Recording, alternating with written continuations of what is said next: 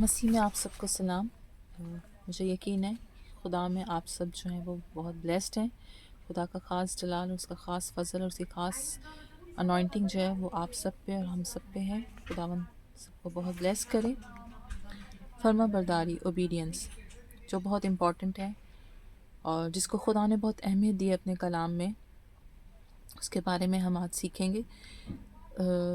कुछ वर्सेस मैं आपको नोट करवाऊंगी, तो उनको अगर आप अपने पास नोट कर लें और बाद में आप उनको पढ़ें, क्योंकि अगर मैं उनको एक्सप्लेन करूंगी वन बाय वन तो बहुत टाइम हो जाएगा। यूहन्ना की किताब बाब 14-15 आयत, पहला सैमुएल 15 बाब उसकी आयत 22, ज़बूर 128 वर्स 1, यसाया की किताब बाब 1 उसकी 19 आयत, इमाल 5:29 आयत, इफ्सियों 6:1 आयत, इस्तिशना 5:16 आयत, इफ्सियों 6:23 आयत, कुलसियों 3 बाब 20 आयत, इंसाल पहला बाब 8 से 9। फिर से रिपीट करूंगी। यूहन्ना 14-15, पहला सैमुएल 15 बाब 28, 128 ज़बूर 1 आयत, यसाया 1:19, इमाल की किताब 5:29, इफ्सियों 6:1, इस्तिशना 5:16, इफ्सियों 6:23, कुलसियों 3:20, इंसाल की किताब 1 उसका 8 से 9 आयत। अगर हम ये आयतें पढ़ते हैं तो जो शुरू की आयतें हैं अगर आप उनको देखेंगे तो उसमें खुदा ने पहले खुदा की ओबीडियंस बताई है। मैं आपको 2 पॉइंट्स बताऊंगी। खुदा की ओबीडियंस, खुदा को कैसे फर्माबरदार रहना है, उसको खुदा ने क्या अहमियत दी है, और फिर अपने माँ बाप की फर्माबरदारी। माँ बाप की फर्माबरदारी में सिर्फ माँ बाप नहीं आ जाते, आपके सीनियर्स भी आते हैं, एल्डर्स भी आते हैं, टीचर्स भी आते हैं, पास्टर्स आते हैं, मेंटोर्स आते हैं, आपके गाइडियंस आते हैं, आपके स्पिरिचुअल फादर्स भी आते हैं। ठीक है। और अगर हम आजकल की अपनी यूथ को देखें, जनरेशन को देखें, या आज के दौर में देखें, तो हमारे आज के दौर के जो जनरेशन है वो बहुत ज़्यादा जो है वो डिप्रेशन में, स्ट्रेस में फंसी हुई है, और वो एक ऐसी जगह फंस चुकी है जहाँ से वो निकल ही नहीं पा रही है।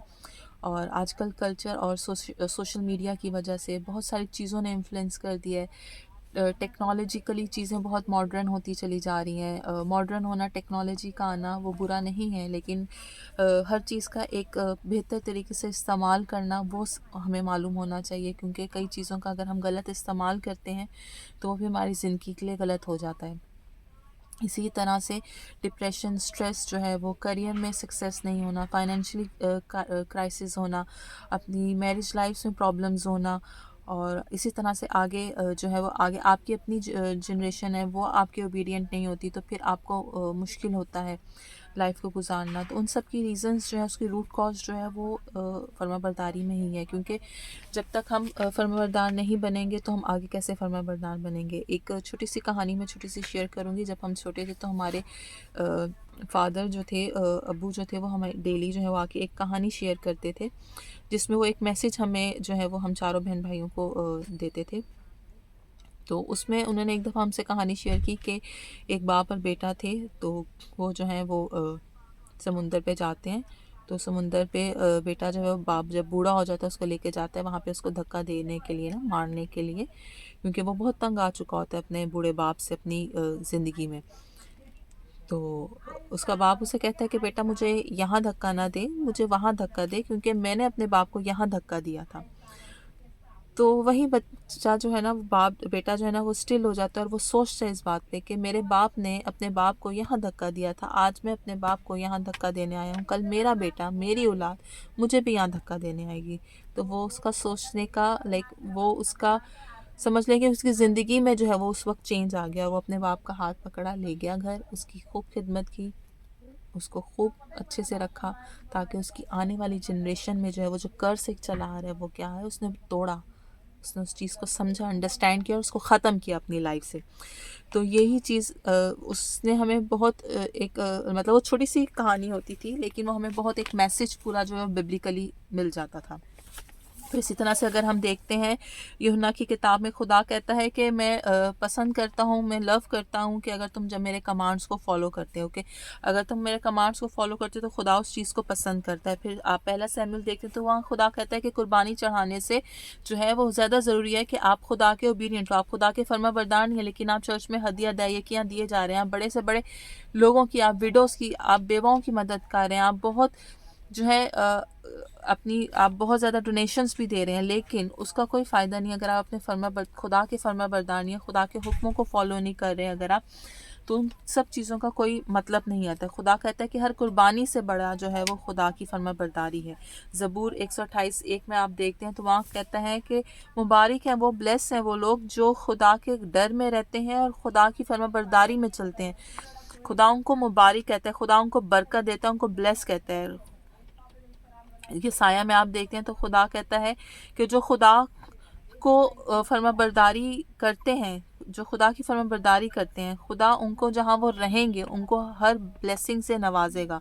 खुदा कहता है कि वो वहाँ बहुत अच्छे और तरीके से रहेंगे। अच्छे तरीके का मतलब यह है कि वहाँ पे आपका खाना पीना, आपकी रिहाइश, आपका घर, गाड़ी, हर चीज़ का ज़िम्मा जो है वो खुदा लेगा। खुदा वहाँ आपको सर बुलंद करेगा और अच्छा रखेगा।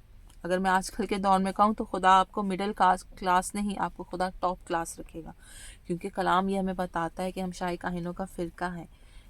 ठीक, तो खुदा जब, लेकिन हम शाही काहिनों का फ़िरका बनने के लिए हमें भी कुछ करने की ज़रूरत है ना, उसके हुक्मों को मानने की ज़रूरत है। खुदा कहता है मेरे नूर में रहो, मेरे नूर में चलो तो मैं तुम्हें ब्लेस करूँगा। तो हमें उसके नूर में भी तो रहने के लिए कुछ चीज़ें हैं जिनको हमें करना ज़रूरी है अपनी ज़िंदगी में।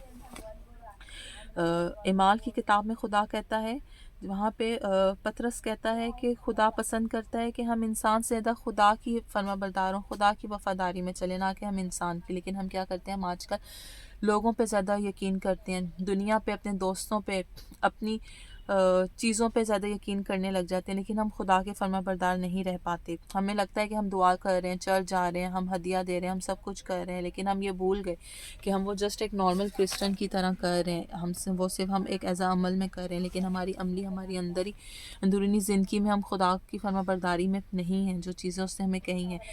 क्या होता है कि कंपनीज़ में आजकल बहुत सी जो है वो संडे ऑफ नहीं होता, लेकिन हम ये भूल जाते हैं कि खुदा का कलाम कहता है कि सबत के दिन को मुबारक जानो। मैंने खुद मेरा करियर जो मैंने स्टार्ट किया था, कस्टमर सर्विस से स्टार्ट किया था, वहाँ पे संडे ऑफ नहीं होता था, वहाँ पे फ़िक्स ऑफ आपका नहीं हो सकता था, वहाँ पे रोटेशनल ऑफ होता था। लेकिन मैंने अपनी कंपनी से बात की और मैंने उनको कहा कि मुझे संडे ऑफ जो है वो फ़िक्स चाहिए, आप टीम से बात कर लें, क्योंकि संडे मुझे चर्च जाना ज़रूरी है, मेरे लिए वो इबादत बहुत इंपॉर्टेंट है। अगर आपको ये चीज़ आपके लिए मुश्किल नहीं है तो ठीक है, अदरवाइज़ मेरे लिए नौकरी करना जो है यहाँ पे मुश्किल हो जाएगा। लेकिन मेरी कंपनी ने मुझे वो फ़ेवर दिया और खुदा ने मुझे सर बुलंद किया। खुदा ने मुझे 6 महीने में कस्टमर सर्विस एजेंट से जो है खुदा ने मुझे सीनियर ऑफ़िसर बनाया। तो खुदा आपको सर बुलंद करता है, और मैंने जितना अरसा वहाँ जॉब की, मेरी संडे ऑफ फ़िक्स रहा। और खुदा ने, मैंने क्या किया, मैंने खुदा को आगे रखा। जब मैंने खुदा को आगे रखा, उसके कलाम को, उसके हुक्म को, उसको प्रायोरिटाइज़ किया, तो खुदा ने मुझे और मेरी ज़रूरतों को, मेरी चीज़ों को प्रायोरिटाइज़ किया। वो ब्लेस करता है जो उसने वादा किया है। अब आगे हम देखते हैं कि खुदा माँ बाप की फर्माबरदारी में भी कहता है। अगर इफ्सियों 6:1 देखें तो वहाँ खुदा कहता है कि माँ बाप की फर्माबरदार होना ये सबसे सही चीज़ है। खुदा कहता है ये सबसे सही चीज़ है। वो खुदा कह रहा है, खुदा जिसने पूरी दुनिया को बनाया, आपको बनाया, हमें बनाया, जो हर चीज़ का मालिक और खालिक है, वो कह रहा है अपने कलाम में कि ये सबसे सही चीज़ है। अगर वो कह रहा है तो वो कैसे गलत कह सकता है? तो फिर हम कैसे इस चीज़ को मान लेते हैं? हम मॉडर्नाइजेशन के चक्कर में हम कैसे अपने माँ बाप की फर्माबरदारी नहीं करते हैं, उनके साथ डिसरिस्पेक्ट करते हैं। अगर वो हमें कुछ ड्रेसिंग्स को लेके भी अगर वो हमें कुछ कह रहे हैं, तो हम उनको कैसे कह देते हैं कि आपको तो मालूम ही नहीं है, आपको तो पता ही नहीं है, आपको तो समझ ही नहीं है, आप तो कुछ नहीं जानते, आप खामोश रहो, आप चुप रहो, आप ना बोलो। हम कैसे अपने माँ बाप को इस तरह से जवाब दे सकते हैं? खुदा का कलाम इस चीज़ के बिल्कुल ख़िलाफ़ है। हम ऐसा नहीं कर सकते, अपने माँ बाप को ये जवाब नहीं दे सकते। ठीक है, वो पुराने ज़माने के हो सकते हैं, वो आज के ज़माने के नहीं हैं, लेकिन हमें उनकी फर्माबरदारी में रहना है। अगर वो कह रहे हैं तो वो नहीं कह रहे, वो खुदा का कलाम उनमें से होके हमसे बात कर रहा है। खुदा का कलाम इस्तिशना 5:16 में कहता है कि अपने माँ बाप को ऑनर करो। ठीक है, क्योंकि ये उसका कमांड है, ये खुदा का कमांड है कि अपने माँ बाप को ऑनर करो। और अगर जब हम अपने माँ बाप को ऑनर करते हैं तो कहता है कि तुम एक लंबी उम्र पाओगे, और जहाँ जिस जगह रहोगे वहाँ तुम बहुत अच्छे से रहोगे। Well, you will live well. Well means कि बहुत अच्छे से रहोगे, नॉर्मल इंसान, नॉर्मल क्रिश्चियंस की तरह नहीं, दूसरे नॉर्मल लोगों की तरह नहीं, बहुत अच्छे से रहोगे। फिर खुदा जो है वो इफ्सियों 6:2-3 में कहता है कि अपने माँ बाप को अगर तुम ऑनर करते हो तो खुदा कहते हैं ये मेरा वादा है, ये मेरा वादा है कि तुम अपनी लंबी ज़िंदगी को एंजॉय करोगे। एंजॉय मीन्स कि खुशी के साथ गुजारोगे। सिर्फ ज़िंदगी नहीं गुजर रही होगी, उसमें खुशी होगी, उसमें सुकून होगा, उसमें इत्मीनान होगा, कोई डिप्रेशन नहीं होगा, कोई स्ट्रेस नहीं होगा, कोई करियर के पीछे भागना नहीं होगा। हर चीज़ आपके पास खुद चल कर आएगी, क्योंकि आपके माँ बाप की ब्लेसिंग्स, आपके खुदा की ब्लेसिंग्स आपके साथ होगी। आप अपने माँ बाप के फरमाबरदार होंगे तो आप उनकी ब्लेसिंग्स पाएंगे। आप खुदा के फरमाबरदार होंगे तो खुदा की ब्लेसिंग्स आप पाएंगे। और माँ बाप के फरमाबरदार होने पे भी खुदा आपको ब्लेस करते हैं, ऐसा कलाम कहते हैं हमें। कुलसियों 3:20 में देखें, वहाँ वो कह रहा है कि अपने माँ बाप के फरमाबरदार होना खुदा को प्लीज करता है, यानी खुदा को खुश करता है। आप खुदा को खुश करते हो जब आप अपने माँ बाप के फरमाबरदार होते हैं, क्योंकि उसने अपनी सूरत की एग्जाम्पल देने के लिए उसने हमें पेरेंट्स बना के दिए हैं, ताकि हम सीखें कि हमने उसके कैसे फरमाबरदार होना। वो जानता है कि जब तक हम जिस चीज़ को सामने देख रहे हैं, यानी अपने पेरेंट्स, हम अगर उसके फरमाबरदार नहीं हो सकते तो हम खुदा के जिसको हमने देखा नहीं, हम उसके फरमाबरदार कैसे होंगे। इसलिए उसने हमें एग्जाम्पल के लिए पेरेंट्स दिए हैं, और हमें उस चीज़ को जो है वो पूरा करना हमारे लिए बहुत ज़रूरी है। ये चीज़ हमें सबको जानने की और समझने की ज़रूरत है। खुदा ने इमसाल 1:8 में कहा है, 8 से 9 में कहा है कि अपने बाप की इंस्ट्रक्शंस को फॉलो कर, ठीक है, और अपने माँ की टीचिंग्स को तूने सुनना है, उससे दरगुजर नहीं करना। अगर तू ऐसा करता है तो वो कहता है कि खुदा की ग्रेस जो है वो तेरे सर पर होगी, और तू जहाँ बैठेगा, ठीक है, वहाँ पे जो है वो उस पर सुकून होगा। मतलब खुदा कहते हैं कि उसकी ग्रेस और सुकून तेरी ज़िंदगी में आएगा। खुदा तुम्हें एक अच्छी ऊंचाइयों पे, जगहों पे बिठाएगा और सुकून होगा तुम्हारे।